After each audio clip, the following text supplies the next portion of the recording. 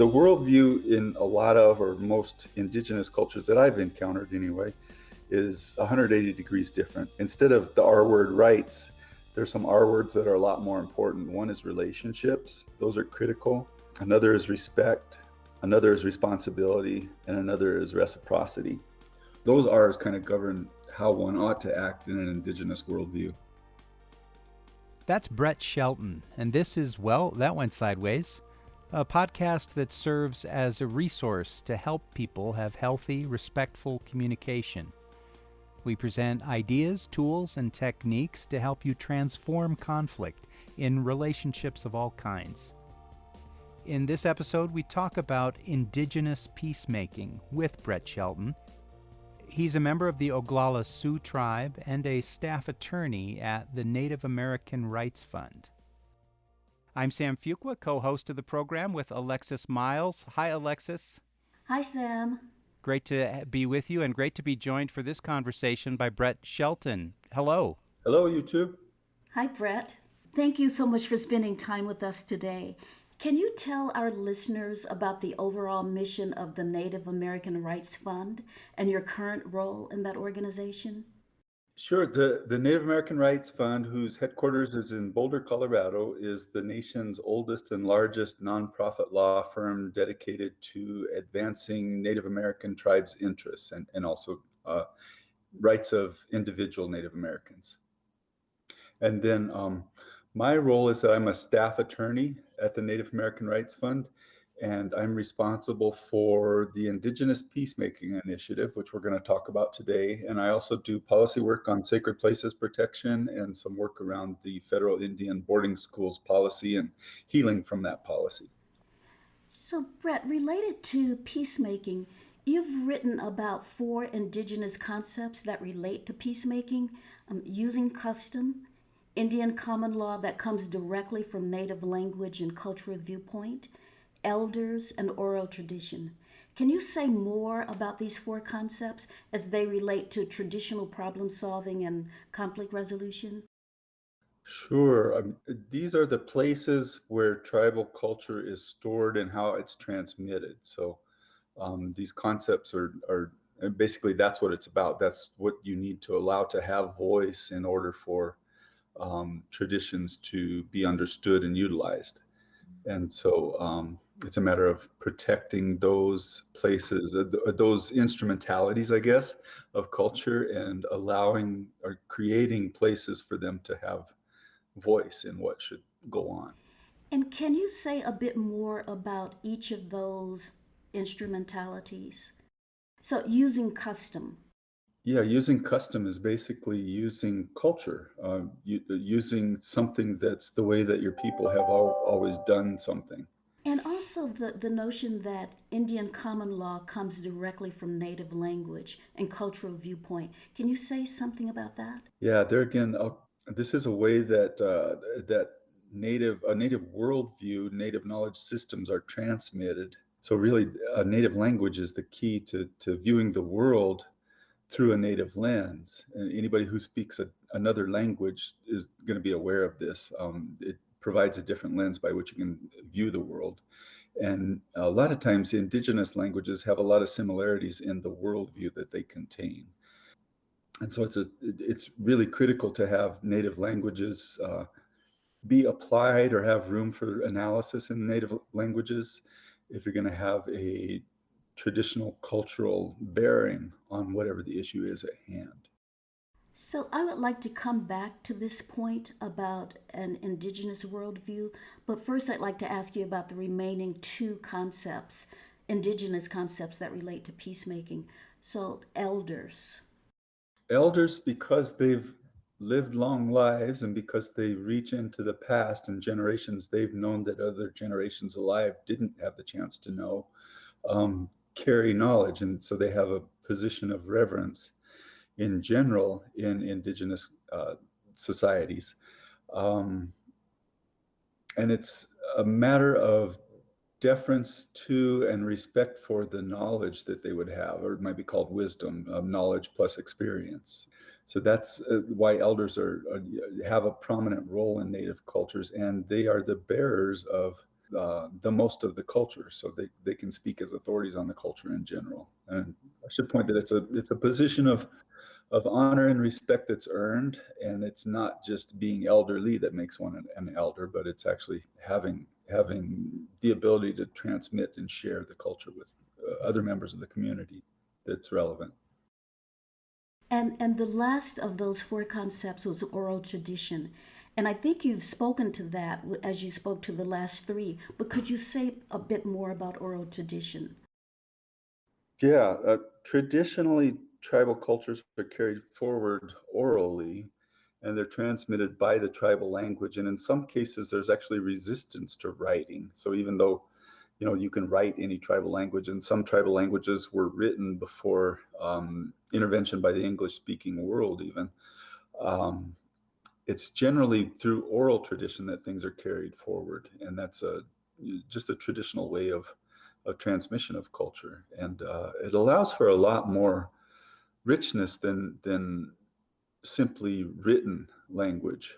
There's so much more meaning can be conveyed, and a wide range of meanings for any individual word might be relevant at any time, or multiple meanings at one time can work in an oral tradition, not to mention all the other sorts of communication that are carried in oral transmission of things, such as intonation and so on, construction of sentences, and how ideas are run together.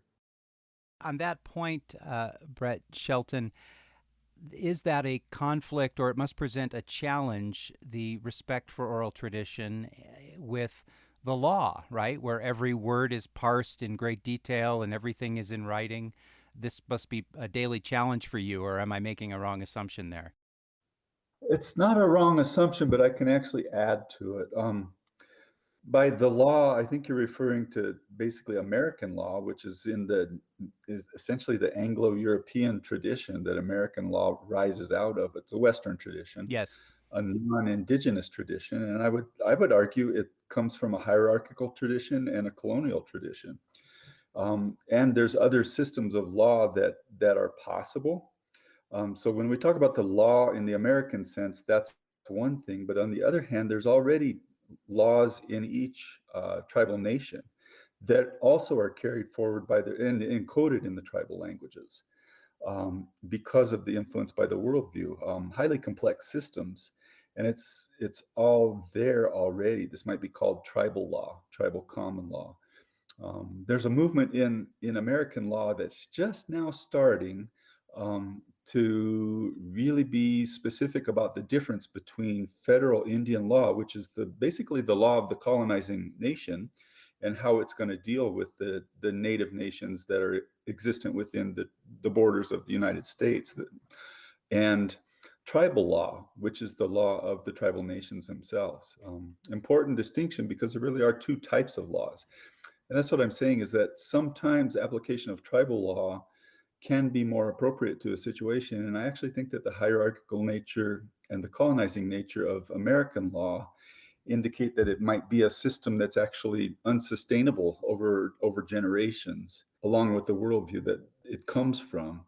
Whereas the tribal nations law would tend to be more sustainable because it's arisen out of many, many generations of interaction with the environment and with other people and with other nations. So it has a better time proven history of sustainability.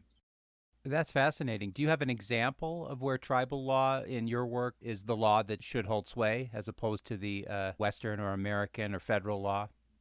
Well, I guess the one that just came to mind for me there was the whole dance around climate change or global warming.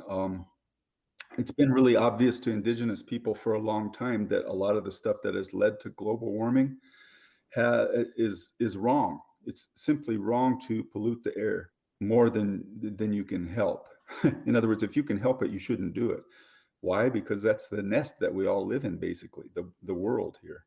And I remember the first time I was in law school when I met Native Alaskans in the middle '90s, and they told me that this global warming I'd been hearing about in college and so on was actually going on from what they could tell, because species that shouldn't be in certain places were in those places at a time when they shouldn't be there. So migrations of ocean species, which they're very well attuned to within their cultures, were already starting to go wrong, basically.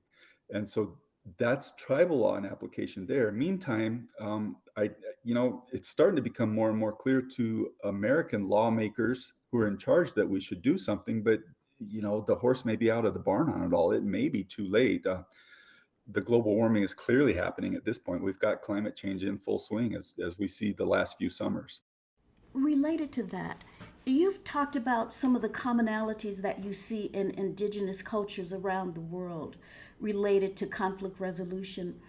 And as you were just speaking, I was thinking, oh, there seems to be something very relational in the worldview of indigenous people. Can you speak to that?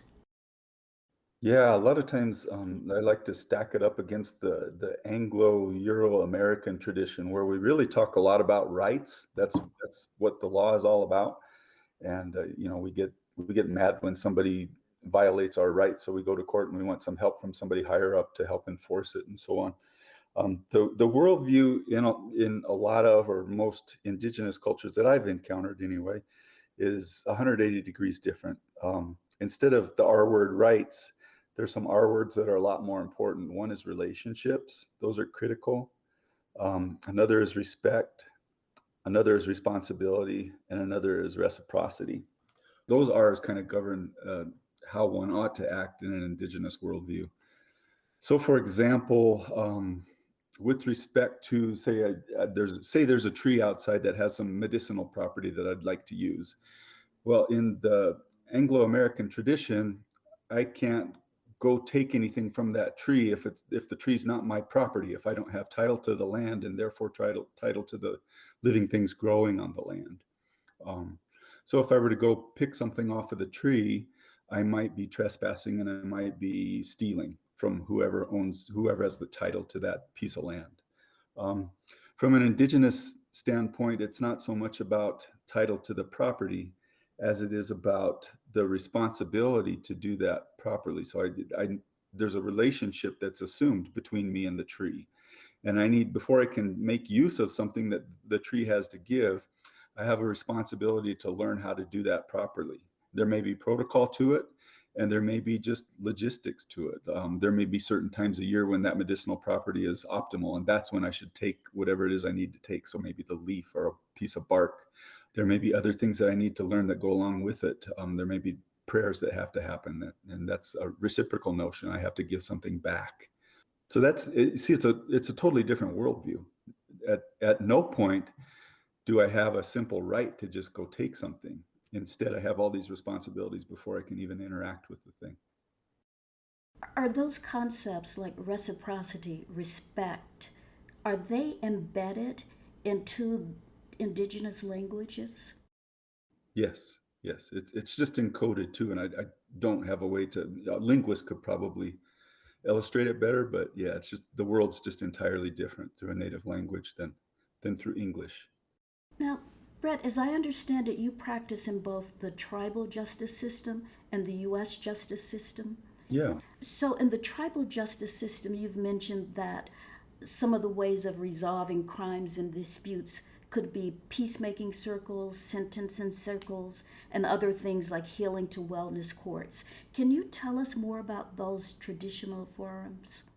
Well, in the United States, most tribal nations have what's called a tribal court that was basically provided to them, usually under a policy that was initiated in the 1930s and 40s called the Indian Reorganization Act. The idea was to set up tribal governments with something that's akin to maybe a cross between a municipal government and corporate governance structure. And as part of that, they provide a tribal court that's basically a model that's a lot like a municipal court, which exists within the state systems in the United States. Those tribal courts have not worked out to the best. Just like in the mainstream, there's problems with the courts. They could be improved on quite a bit, coupled with the inherent problems with an adversarial court system. The tribal courts are funded at about a third of the same level too, so they're grotesquely underfunded and can't serve as well as they could. Some of the courts do a heroic job of serving the people within their jurisdictions, considering all of the barriers to their effective functioning that are kind of inherent in the system. But one of the things that the tribal nations are seeing is if they want to improve on those courts, one option that they have is to basically um, institutionalize, grow, create room for the ways that their ancestors resolve disputes, or the ways that their people have always done it, and the ways that make a lot of sense to them from their cultural viewpoint. And so that's why peacemaking comes up, and that's kind of a broad brush word that's used to describe a kind of a range of processes, but generally you might say it involves sitting together in a circle and talking it out by all the people who might have an interest or might be able to contribute to a positive outcome in the situation. So that's there again a radically different view than a hierarchical court system like we have in the United States. It strikes me as related to this concept of restorative justice that perhaps has borrowed or, I don't know, appropriated ideas from Native American concepts of how to repair harm if a crime is committed. Is there a connection there? Absolutely.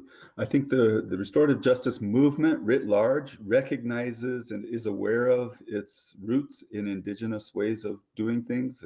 You know, it's kind of clumsy about understanding just what that is. And so that's something that in our group we've been trying to help figure out how to actually acknowledge that in a meaningful way. But yeah, a lot of the leaders, national and internationally, of restorative justice do recognize the inherent roots of that system or of that movement in indigenous ways of doing things.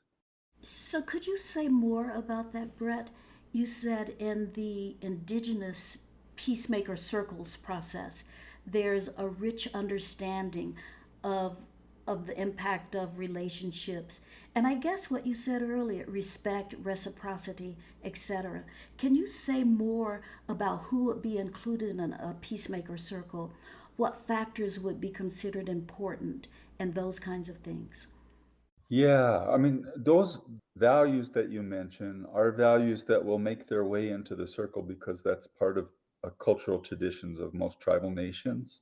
So that's part of what's encoded in tribal languages, in which even if somebody didn't grow up in the tribal language, those values move forward in the culture, in the English speaking culture, because we've got to remember tribal languages were basically stolen from tribes um, for quite a while, with under part of an explicit policy to exterminate everything Native American in Native Americans and assimilate them to American English speaking culture. So those values carry forward, and those are among what you see in the circle. Respect for what people have to say, and the idea that individuals coming from different perspectives are actually valuable to weigh in on a situation because they come with their own perspective, and so they can have a unique view that they can share. They might have unique resources that they could contribute to a solution. Brett, you've stated that truth telling is widely recognized as the first step in conflict resolution. Why do you think truth telling is so important to conflict resolution? Well, you can't really resolve a conflict until you're honest about what happened. But where I've stated that is actually not about conflict resolution, it's about reconciliation when one group has harmed another.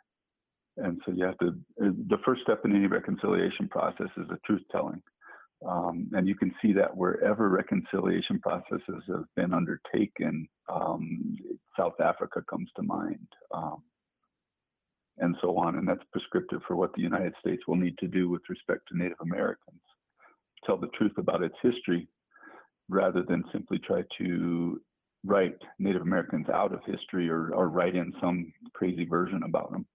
You've said that there is cognitive dissonance related to Native Americans in the United States.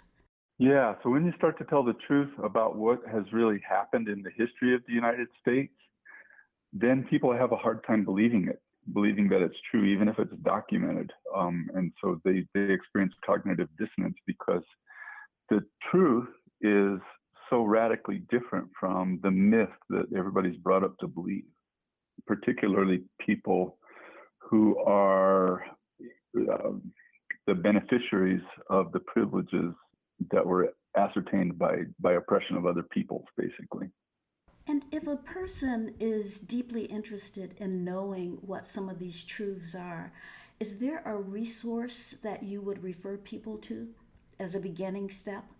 I don't have that on hand. I've heard that A People's History of the United States is a book that tries to take a more critical view and tries to come up with more realistic views. I know with respect to history involving Native Americans, the truth is increasingly coming out as a couple generations now of Native Americans have, gone to college and been able to research and publish things that tell a countervailing story about what really happened and closer to the truth, because they have a vested interest in the healing that comes from that. So yeah, I mean, it's kind of piecemeal, I guess. I see. I mean, the history of America is a lot more than the history of a bunch of white men, basically, and boldly going forth and exploring and organizing, though there's been a lot of other people that have contributed to the history of America. And sometimes those stories are sad, in addition to people haven't been given credit for all that they've done. So, what you just said, Brett, takes me back to what you said about peacemaking circles, that many voices are in that circle in order to get a complete picture. Is that an accurate assessment? There's a lot more to it than that, but yes, that's true. On that point about telling the truth about our history, as we record this in the summer of 2021, the truth about Native American boarding schools is reaching a wide audience through the mainstream media. The horrific discoveries of mass graves at schools in Canada, the issue of what happened in the United States, and of course our new Interior Secretary being Native American, she has taken up the issue. What role is NARF playing, the Native American Rights Fund, and what does this particular moment, where there is some general media interest and greater knowledge about the truth of this issue, mean for Native Americans, particularly those who suffer under that system? The truth is not actually out yet, but there's an indicator that the truth is something other than what people already knew, because people didn't know anything about this. What remains to be told, and it needs to be researched, and that's what the Secretary of Interior's initiative on the boarding schools is all about, is what happened to who were the children, who were all the children that were involved, and what happened to each and every one of them. Because each of those children had a family that they were taken from at home, and some of them never made it back. And that's effectively been disappeared out of the dialogue for the last 100 years, 150 years. But it needs to be told, because those families remember, and because the impacts are ongoing. And that's another piece of it too. The truth is also not just what happened to whom, but also why does that matter now? And it does. There's increasing science to support the idea of epigenetic transference of trauma, or transference of trauma across generations until a healing actually happens. It's proven by now, and it's proven to be something that all mammals can experience, including humans. And so it's something that we deal with. And then finally, what's the way out? Because otherwise, why even address it if everybody's just in a mess because of what happened in the past? There are ways out. There is healing that can happen. And so that's part of what needs to come out too. And the tribal nations already have a good idea about that a lot of times, because they've known the truth and they've been trying to heal from it for a long time now. The awareness that the boarding schools happened is right now kind of shocking America. And it's getting a lot of attention because it's so shocking and because it's undeniable. And Secretary Holland's initiative will attempt to flesh out that truth in a meaningful way so that it actually can make a difference. And that's just one piece of the story there. But great, we need to make progress there. And that starts to rattle the whole edifice about the American myth of its own history. And once we erode that myth and get real, then we can all move forward together intentionally and learn from the mistakes of the past and correct the wrongs of the past, as much as it can be corrected anyway. What role is the Native American Rights Fund playing? So the Native American Rights Fund did work in the area for quite a while and set a policy plan, but also because the Native American Rights Fund is a law firm, And that involves a lot of policy work and other sorts of work that's not necessarily legal work, advocacy, more than legal work. They, with activists who've been involved in the issue for a long time, created a nonprofit and spun that out. And that's the National Native American Boarding School Healing Coalition. They're supposed to be driving the national work in that right now. When needed, we'll still pitch in terms of talk about the issue and so on, because it is something that Native communities need help with. In the past, we've also helped with bringing some lawsuits to international forums, because it's almost impossible to do in the U.S. right now for various reasons we don't have time to go into, but tough to bring a lawsuit on it all. There was a lawsuit in Canada brought, but that's because the Canadian government enacted legislation that allowed it to be held liable, despite the normal doctrine of sovereign immunity, where a government can't be held liable for something that it did. That hasn't happened in the United States. There's no waiver of sovereign immunity of the government. Also, I should point out that the Canadian system was modeled off of the United States system. So the United States needs to know that. This isn't just an atrocity that happened in Canada. Canada was the little brother to the United States system. You mentioned earlier, I believe, that part of what you do is work related to sacred places. Can you say something about that work? Sure. I mean, there again, that's important for the exercise of culture, that Native people be allowed access to sites where they need to carry out obligations, sacraments of their spiritual tradition. A lot of the sacred sites that the tribal nations in the U.S. need are held in federal hands. They're held by the federal government.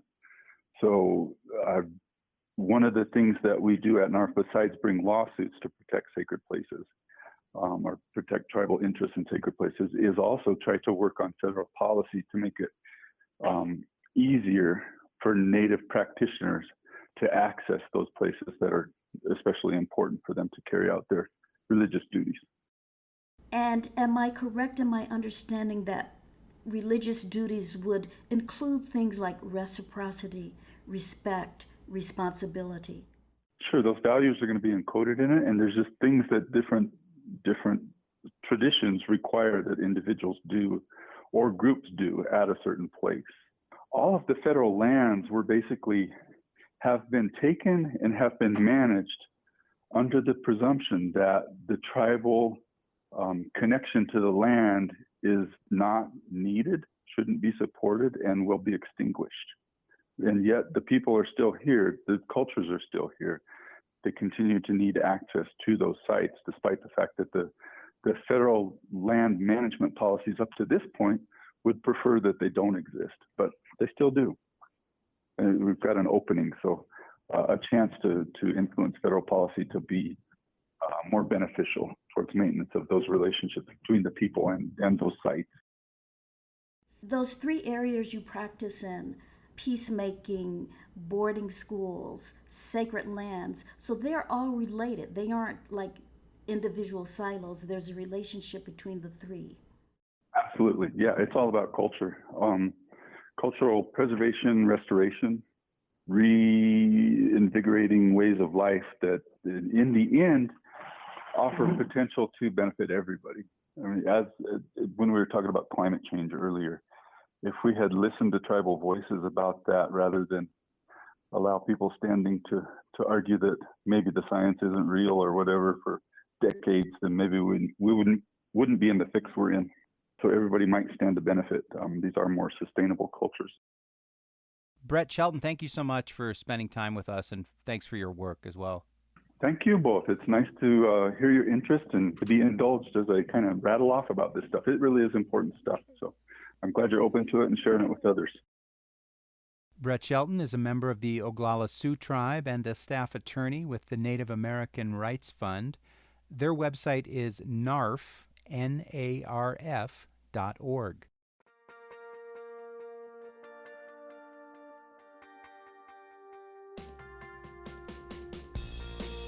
Our podcast is called Well, That Went Sideways.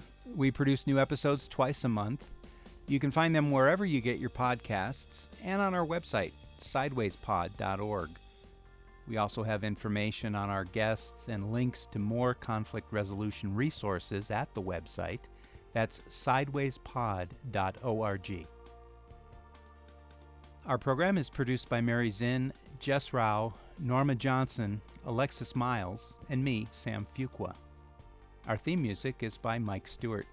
And this podcast is a partnership with the Conflict Center, a Denver-based nonprofit that provides practical skills and training for addressing everyday conflicts.